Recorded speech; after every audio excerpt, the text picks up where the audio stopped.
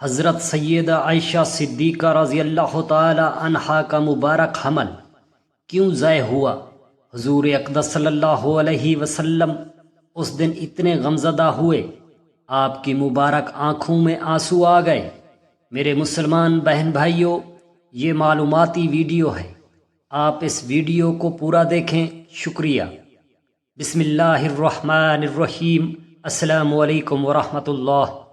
ام المومنین حضرت عائشہ صدیقہ رضی اللہ تعالی عنہا خاتم الانبیاء حضرت محمد صلی اللہ علیہ وآلہ وسلم کے نکاح میں شوال کے مہینے میں آئیں، اور شوال کے مہینے میں ہی آپ کی رخصتی بھی ہوئی۔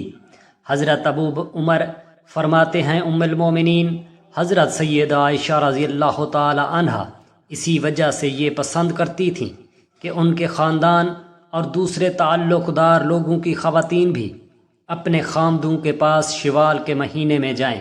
حضور اقدس صلی اللہ علیہ وآلہ وسلم کا فرمان عالی شان ہے، میں نے 3 راتیں تمہیں تو خواب میں دیکھا، ایک فرشتہ تجھے ریشمی کپڑے کے ایک ٹکڑے میں لایا اور کہا یہ آپ کی بیوی ہے، پس اس نے تمہارے چہرے سے پردہ ہٹایا تو میں نے کہا اگر یہ بات اللہ تعالیٰ کی طرف سے ہے تو وہی اسے پورا فرمائیں گے۔ صحیح بخاری۔ یہی روایت صحیح مسلم شریف میں بھی موجود ہے۔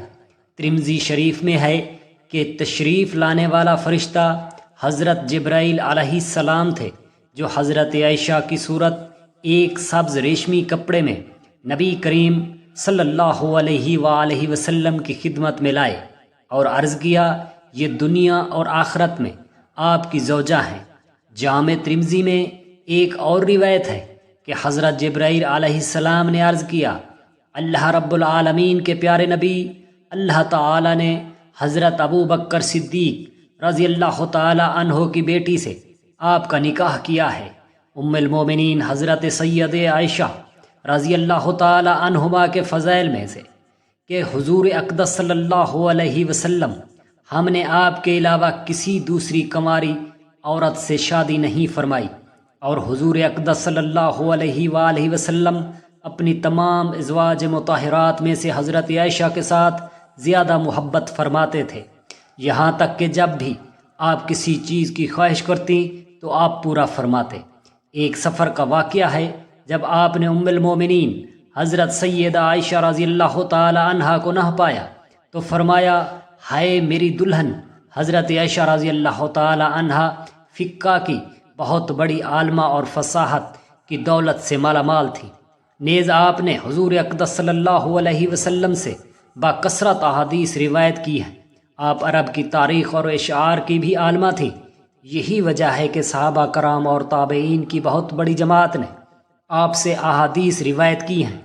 حضور اقدس صلی اللہ علیہ وآلہ وسلم آیا کہ تم نے حضرت عائشہ کے لیے 2 راتیں مقرر فرما رکھی تھیں، ایک ان کی اپنی اور ایک حضرت ام المومنین سودہ رضی اللہ تعالی عنہا کی کہ وہ بوڑھی ہو گئی تھیں اور انہوں نے اپنی باری بھی حضرت عائشہ کو دے دی، یعنی حضرت عائشہ ام المومنین حضرت خدیجہ رضی اللہ تعالی عنہا کے بعد ازواجات مطہرات میں سے خوش قسمت ترین ہیں کہ جنہیں اللہ کے نبی کے ساتھ اتنی زیادہ قربت نصیب ہوئی۔ حضرت عائشہ حضور اقدس صلی اللہ علیہ وآلہ وسلم کی رفاقت میں تقریباً 8 سال اور 5 ماہ رہیں، لیکن اس تمام عرصہ میں آپ کے ہاں کوئی اولاد نہ ہوئی۔ جب نبی کریم صلی اللہ علیہ وآلہ وسلم کے صاحبزادے جناب سیدنا حضرت ابراہیم رضی اللہ تعالی عنہ کی حضرت ماریہ قبطیہ رضی اللہ تعالی عنہا کے بطن اقدس سے پیدائش ہوئی تو حضور اقدس صلی اللہ علیہ وسلم کی بیویاں رشک کرنے لگیں اور ان پر یہ بات گراں گزری۔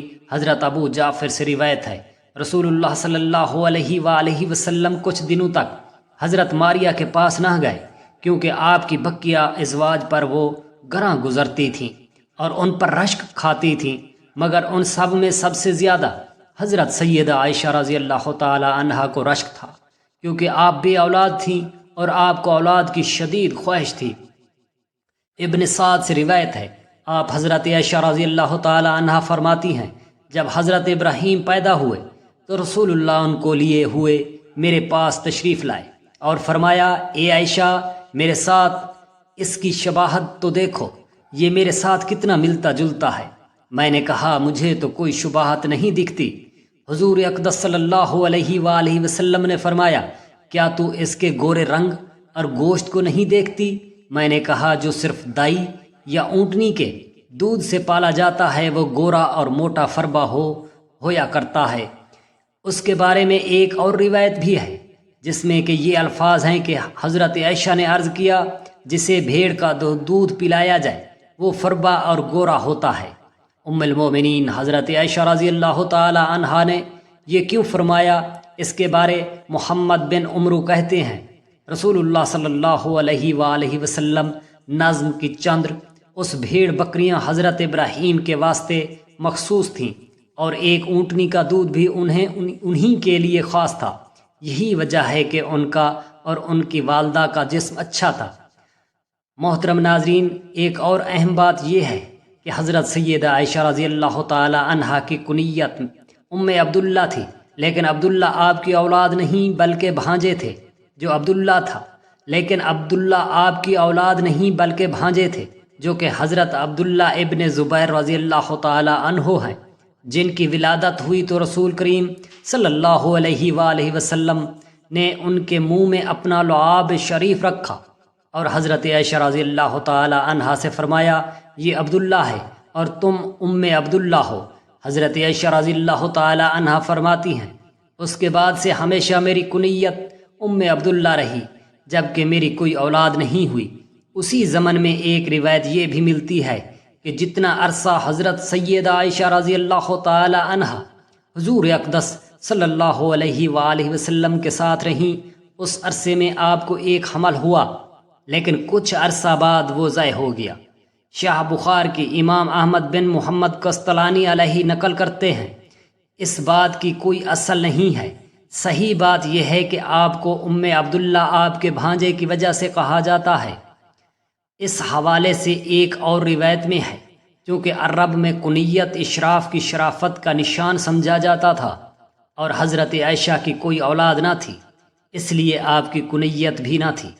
ایک دن آپ نے ازراہ حضرت حضور اقدس صلی اللہ علیہ وآلہ وسلم سے اس بارے میں عرض کی اور خواتین نے تو اپنی سابقہ اولادوں کے نام پر اپنی اپنی کنیت رکھ لی ہے، میں اپنی کنیت کس کے نام پر رکھوں جبکہ میری کوئی اولاد نہیں ہے؟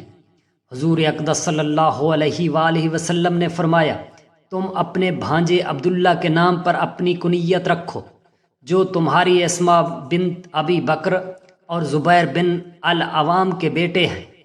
پس تب سے حضرت عائشہ رضی اللہ تعالی عنہا کو ام عبداللہ کی کنیت سے پکارا جانے لگا۔ اللہ رب العزت سے دعا گو ہیں ہم سب مسلمانوں کو دین کی سمجھ اور ان کے احکامات پر چلنے کی توفیق عطا فرمائے اور ہم سب مسلمانوں کو اللہ تعالی اپنے حفظ و امان میں رکھے، آمین۔